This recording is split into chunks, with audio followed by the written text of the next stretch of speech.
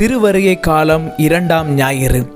திருவருகை காலத்தின் 2வது வாரத்தில் அடியெடுத்து வைத்திருக்கின்ற நாம் இன்று அமைதியின் மெழுகு திரியை ஏற்றுவோம். மீட்பருடைய வருகை, அவர் வருகின்ற காலம், அவருடைய இயல்புகள் குறித்து எசாயா, எரேமியா, தானியேல் போன்ற இறைவாக்கினர்கள் நமக்கு கற்றுத்தந்திருக்கின்றார்கள்.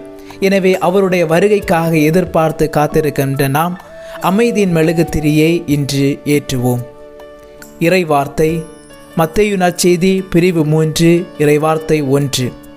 மனம் மாறுங்கள், ஏனெனில் விண்ணரசு நெருங்கி வந்து விட்டது. பிரியமானவர்களே, இறைவாக்கினர்கள் அனைவரும் மீட்பரின் வருகைக்காக நாம் எந்த வகையான தயாரிப்புகளை மேற்கொள்ள வேண்டும் என்று எடுத்துரைத்துள்ளனர். நாம் அனைத்தையுமே அறிந்திருந்தும் நம்முடைய வலுவின்மையாலும் நம்பிக்கை குறைவினாலும் மீண்டும் மீண்டும் ஆண்டவரை விட்டு விலகி செல்கின்றோம். இனியாவது அவர் மீது நம்பிக்கை கொண்டு அவரை நாடி தேடி வருவோம். ஜெபம்.